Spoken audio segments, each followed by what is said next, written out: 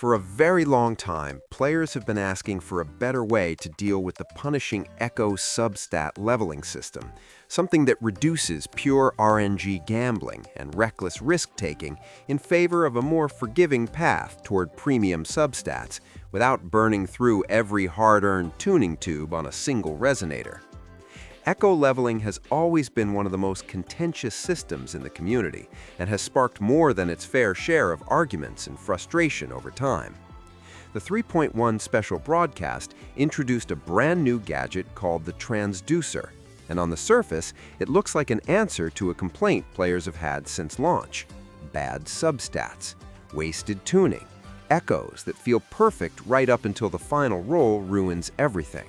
So today, we are going to slow down, strip away the marketing language, and talk about what the Transducer actually does, how it fits into the ecosystem, and most importantly, whether this is a genuinely fair quality of life improvement or a system quietly designed to drain your Afterglow Coral.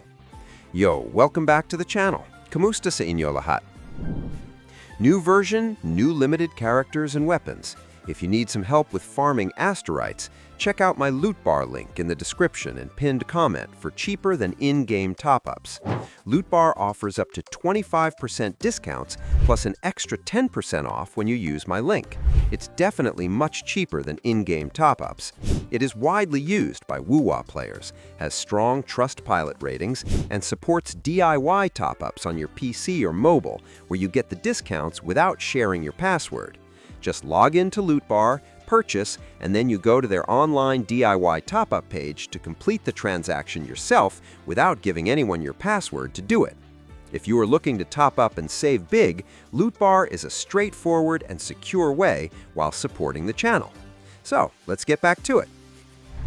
The Transducer is a gadget that allows you to modify one substat on a selected echo and re-roll it into a random stat. There are a few critical restrictions here that immediately define who this system is really for. First, this only works on fully tuned 5-star echoes. That means you cannot use it early to fix a bad roll while leveling. You must fully commit resources, tuning materials, and time into an echo before the Transducer even becomes an option. Second, locked substats are excluded from the random pool. In other words, you cannot accidentally overwrite stats you deliberately locked. That part is genuinely player-friendly and removes the fear of destroying an otherwise good echo. However, you are still rolling into a completely random stat from the remaining pool, which means this is not targeted optimization, it is controlled gambling. The cost structure is where things start to feel more deliberate. The number of transducers consumed per modification depends on how many substats are locked. With 2 or fewer locked stats, the modification costs 1 transducer. With 3 locked stats, it costs 2. With 4 locked stats, it costs 3. This scaling cost is important because it actively discourages min-maxing on already strong echoes unless you are willing to pay a premium. There's also a confirmation step. After rolling, you can choose whether to keep the result or discard it. If you discard it, the used transducers are gone. There's no refund, no partial return, and no safety net. This means every click carries real value, especially once you look at how transducers are acquired. In version 3.1, transducers are obtainable through the weekly subscription and by participating in Moonlit Path. This already sets a very clear tone for how the system is meant to be engaged with. While transducers are not strictly locked behind cash-only purchases, the earliest and most consistent access is tied to recurring engagement loops that naturally favor players who log in frequently, complete time-gated objectives, or already participate in subscription-style offerings. In practice, this means that casual players will see transducers at a slower trickle, while highly active or paying players will stockpile them more reliably. Starting in version 3.1 and continuing in future versions, transducers also appear in the item exchange section of the store. Each version allows you to purchase up to 2 transducers for 30 Afterglow Coral, which feels intentionally approachable and almost experimental, as if the game is encouraging you to try the system without fully committing. Alongside that option is the ability to purchase up to 99 transducers for 60 Afterglow Coral each. The second tier makes the intent unmistakable. The system is scalable, repeatable, and clearly designed for players who are willing to convert premium pull currency into long-term echo optimization. This is the part where most players pause and ask the same question: is this reasonable or is this greedy? To answer that, we need to contextualize Afterglow Coral. Coral is not a trivial currency. It is primarily obtained through pulls, which means it directly competes with character acquisition and weapon progression.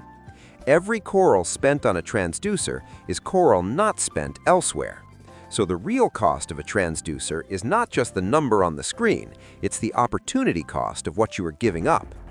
At 30 coral for 2 per version, the initial offering looks generous. It feels like a taste, a way to experiment. The 60 coral option for up to 99 units is where the intent becomes clearer. This is not meant for casual correction. This is meant for players who want to repeatedly chase ideal substats on endgame echoes. Now let us talk about whether the system actually solves the echo problem. The transducer does not remove RNG. It reduces friction. Instead of discarding an echo entirely because one stat rolled poorly, you now have a way to attempt a correction. However, because the result is random and the cost scales with locked stats, this system favors volume over precision. Players with more resources can brute force better outcomes over time. For free-to-play players, transducers will likely be used sparingly. You save them for echoes that are already very strong and only missing one acceptable stat. In that context, the transducer is valuable. It can salvage near-perfect pieces that would otherwise be benched. For spenders, especially those already investing heavily into pulls, the transducer becomes another optimization layer. It doesn't break the game, but it accelerates power consolidation. This is where the monetization criticism starts to feel valid. The system doesn't gate content, but it does reward repeated spending with more consistent progression. Is that greedy? That ultimately depends on your tolerance for gacha systems and where you personally draw the line between convenience and monetization. Compared to outright pay-to-win mechanics, this approach is relatively restrained. There's a clear cap per version on coral purchases, which prevents unlimited spending from completely running away with power. The impact is incremental rather than explosive. You're not suddenly doubling your damage or invalidating other players just because you used transducers. What you're really doing is smoothing out bad luck, trimming the rough edges of RNG, and turning frustrating near misses into usable echoes instead of miracles. At the same time, it's undeniably a monetized solution to a problem the game itself created. Echo RNG is intentionally harsh. The transducer does not remove that harshness, it monetizes relief from it. From a design perspective, this is a classic pressure valve. Players feel less frustration because they have an option. The game benefits because that option has a cost. As long as transducers remain limited and tied to version caps, the system stays within acceptable bounds for most players.